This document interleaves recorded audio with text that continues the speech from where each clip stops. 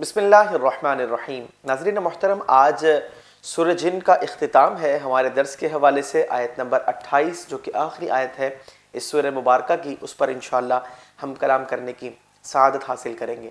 ارشاد باری تعالیٰ ہے لِيَعْلَمَ أَن قَدْ أَبْلَغُوا رِسَالَاتِ رَبِّهِمْ، تاکہ وہ دیکھے کہ انہوں نے اپنے رب کے پیغامات کو پہنچا دیا ہے، وَأَحَاطَ بِمَا لَدَيْهِمْ، اور جو کچھ ان کے پاس ہے وہ سب جانتا ہے، وَأَحْصَى كُلَّ شَيْءٍ عَدَدًا، اور ہر چیز کی گنتی اس نے شمار کر رکھی ہے۔ ناظرین، آیت نمبر 27 کے آخر کے اندر ہم نے اس بات کو سمجھا تھا کہ اللہ رب العزت نے آگے اور پیچھے پہرا مقرر کر رکھا ہے۔ وہ کون ہے کہ جن کے بارے میں یہ بات ہو رہی ہے؟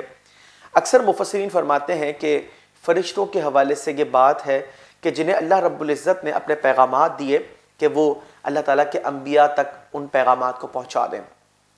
تو اللہ تعالیٰ نے فرمایا کہ وہ ملاحظہ فرماتا ہے کہ کیا انہوں نے اپنے رب کے پیغامات کو پہنچا دیا۔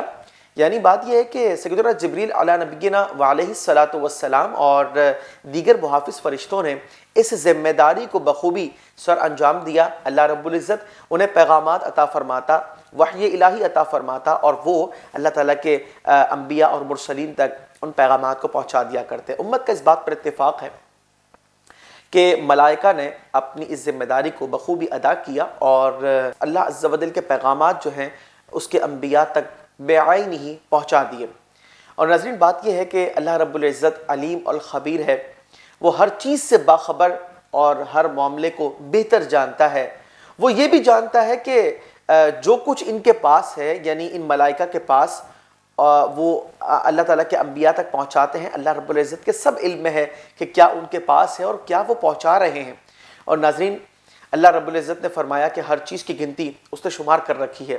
انسان آج اپنے آپ کو بڑا ترقی پر مائل سمجھتا ہے اور وہ یہ اپنے بارے میں گمان رکھتا ہے کہ بڑی ترقی کر لی ہے اور بہت کچھ انسان نے جو ہے وہ حاصل کر لیا، اور ابھی کافی ساری چیزیں حاصل کرنا باقی ہیں، لیکن انسان کچھ معاملات پر آگ کر کے اپنی عاجزی کو تسلیم کر لیتا ہے۔ مثال کے طور پر اللہ رب العزت کی بہت سی مخلوقات ایسی ہیں جن کی تعداد انسان کے موقف کے مطابق ان گنت ہے۔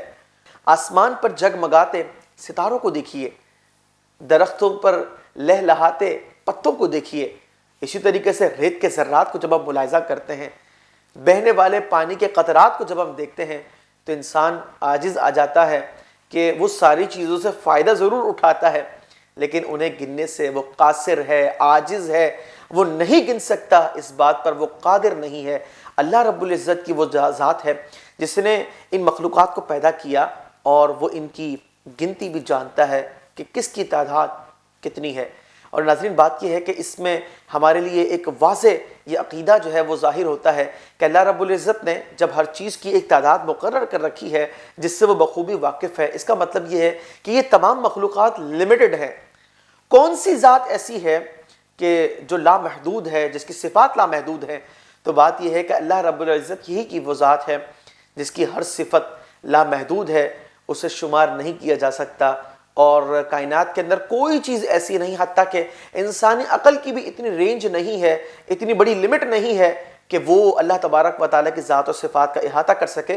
بہرحال ہم دعا کرتے ہیں اللہ رب العزت سے کہ جتنی آیات کا ہم نے درس سماعت کیا سورہ جن کے حوالے سے، ان تمام کو اپنی بارگاہ میں درجہ قبولیت عطا فرمائے اور اس پر ہمیں عمل کرنے کی توفیق عطا فرمائے۔